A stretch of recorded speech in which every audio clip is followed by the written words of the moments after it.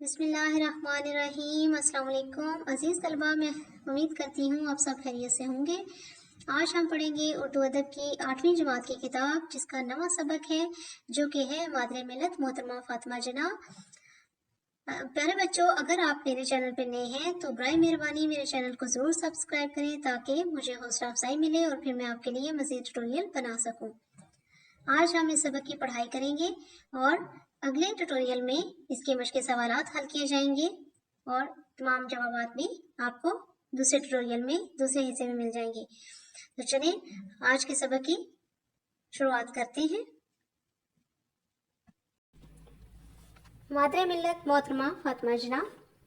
دنیا کے ہر ملک کی تعمیر و ترقی میں مردوں کے شانہ بشانہ خواتین نے بھی گراں قدر خدمات سر انجام دی ہیں۔ شانہ بشانہ ہوتا ہے ساتھ ساتھ، گراں قدر بہت زیادہ خدمات سر انجام دی ہیں۔ تحریک پاکستان میں بھی خواتین کا کردار ناقابل فراموش ہے۔ ناقابل فراموش کے معنی ہوتے ہیں ایسا کردار جو بھلایا نہ جا سکے۔ مسلمان خواتین نے پاکستان کے قیام کے حق میں ملک بھر کی عورتوں کی ذہن سازی میں بڑھ چڑھ کر حصہ لیا۔ ذہن سازی کے معنی ہوتے ہیں ذہن بنانا، یعنی ان کو ذہنی طور پر تیار کرنا۔ قیام پاکستان کے بعد بھی خواتین نے تعمیر وطن کی بنیادیں استوار کرنے میں بھی کارہائے نمایاں سر انجام دیے۔ بنیادیں استوار کرنا ہوتا ہے بنیادیں بنانا، اور کارہائے نمایاں ہوتا ہے بہترین کام، بہت ہی اعلیٰ قسم کے کام سر انجام دیے ہیں۔ یوں تو آزادی کی خاطر ہر ایک نے سر توڑ کوشش کی، لیکن جو کردار محترمہ فاطمہ جناح نے ادا کیا وہ قابل ستائش ہی نہیں بلکہ قابل تقلید بھی ہے۔ قابل ستائش کے معنی ہے تعریف کے قابل، یعنی یہ نہیں کہ ہم صرف ان کی تعریف کریں بلکہ ان کا کردار ایسا ہے کہ ہم ان کی پیروی کریں، ان کی تقلید بھی کریں۔ حضرت قائد اعظم رحمۃ اللہ علیہ فرمایا کرتے تھے کہ فاطمہ روشنی اور امید کی کرن ہے۔ محترمہ فاطمہ جناح 31 جولائی 1893 کو اسی مکان میں پیدا ہوئی جس میں قائد اعظم کی پیدائش ہوئی تھی۔ آپ اپنے 7 بہن بھائیوں میں سب سے چھوٹی تھی، اسی وجہ سے لاڈلی بھی تھی۔ سینئر کیمبرج کا امتحان پاس کرنے کے بعد 1919 میں ڈاکٹر احمد ڈینٹل کالج سے ڈگری حاصل کر کے پریکٹس شروع کر دی۔ یہ وہ زمانہ تھا جب ہندوستان میں لڑکیوں، بالخصوص مسلمان لڑکیوں کی تعلیم کی طرف زیادہ توجہ نہیں دی جاتی تھی۔ پابندیوں کے اس دور میں محترمہ فاطمہ جناح نے ہمت، حوصلے اور جذبے کا مظاہرہ کیا اور دندان سازی کی تعلیم حاصل کر کے عملی زندگی میں قدم رکھ کر کلینک قائم کر کے پریکٹس شروع کر دی۔ دندان سازی کہتے ہیں دانت بنانا، مطلب دانتوں کا کام، یعنی ڈینٹسٹ۔ تو آپ نے نہ صرف یہ کہ تعلیم حاصل کی بلکہ آپ نے کلینک بھی کھولا اور وہاں پہ پریکٹس شروع کر دی۔ اپنے اخلاق اور نرم ہوئی کے سبب جلد ہی آپ ارد گرد کے علاقوں میں ایک انسان دوست خاتون کی حیثیت سے مشہور ہو گئیں۔ ایسا ہوتا ہے نا کہ جب کوئی بہت ہی اچھا ڈاکٹر ہمیں ملتا ہے تو ہم بہت زیادہ اس کی تعریف کرتے ہیں، جس سے دور دور تک اس کی شہرت پھیل جاتی ہے۔ تو اسی وجہ سے فاطمہ جناح کا بھی بہترین اخلاق، یعنی بہت عمدہ اخلاق تھا اور بہت ہی دھیما مزاج تھا، جس کی وجہ سے آپ کی شہرت بھی دور دور تک پھیل گئی۔ محترمہ فاطمہ جناح والدین کی وفات کے بعد بچپن ہی سے اپنے بھائی قائد اعظم محمد علی جناح رحمۃ اللہ علیہ کے زیر سایہ تھی، اسی لیے وہ بھی کام اور بس کام کے فلسفے پر یقین رکھتے ہوئے ہمیشہ مصروف رہتی۔ یعنی جس طرح ان کے بھائی قائد اعظم محمد علی جناح ہر وقت کام پہ توجہ دیتے تھے، اسی طرح فاطمہ جناح نے بھی یہی طریقہ اپنایا۔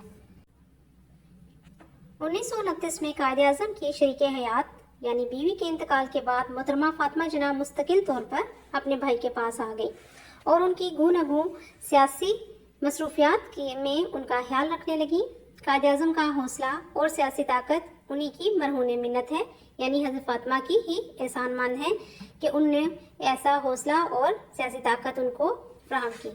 قائد اعظم نے خود اعتراف کیا کہ وہ کوئی بھی سیاسی فیصلہ اپنی بہن کے مشورے کے بغیر نہیں کرتے تھے۔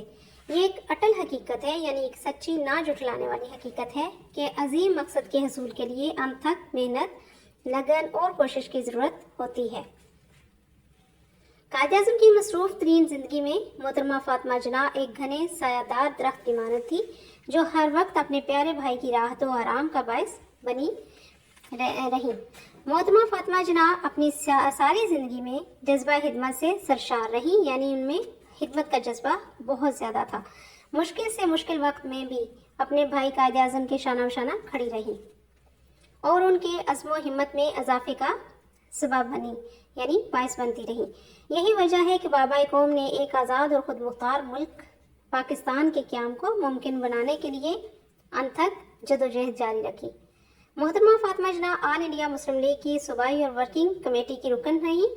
मोहतरमा फातिमा जना ने 23 मार्च 1940 को लाहौर में होने वाले मुस्लिम लीग के तारीखी जलसे में शिरकत की, जिसमें करारदाद पाकिस्तान मंजूर की गई थी। 1941 में दिल्ली में all India Muslim student federation की बुनियाद भी रखी, आपने ही रखी। ये all India Muslim student federation ये तलबा की एक तंजीम थी जिसको आप ही चला रही थी।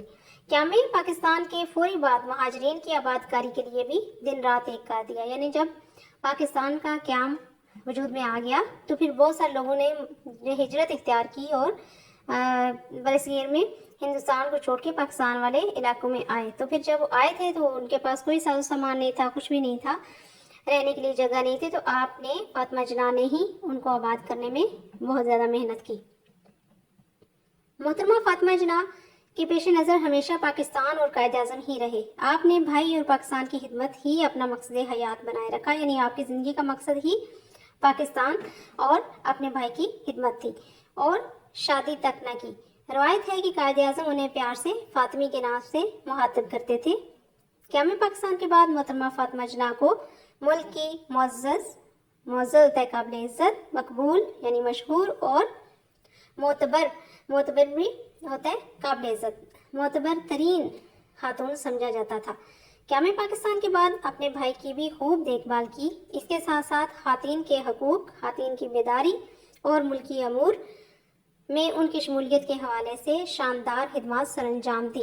22 फरवरी 1949 को ऑल पाकिस्तान वीमेंस एसोसिएशन, ये अफवा मतलब ए से ऑल, पी से पाकिस्तान, डब्ल्यू फॉर वुमेन और ए फॉर एसोसिएशन का क़याम अमल में लाया गया। तो बेगम ख्वाजा नाज़मुद्दीन के हमरा मोहतरमा फातिमा जना इसकी पहली सरपरस्त आला करार पाई। सरपरस्त आला मतलब निगरान।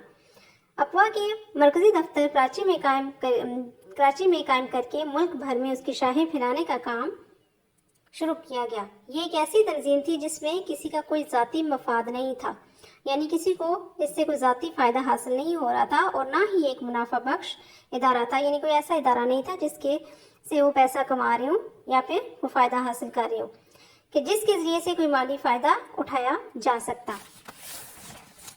पाकिस्तानी ख़ातीन की फलाह बहबूद, सेहत, तालीम और कानूनी और माली अमदाद के लिए सरगर्म इस इदारे ने ख़ातीन को मुख्तलिफ सहूलतें देने, दिलचस्पियों और ज़रूरियात का ख्याल रखने और उनके हुनर को उजागर करने में भी अहम किरदार अदा किया।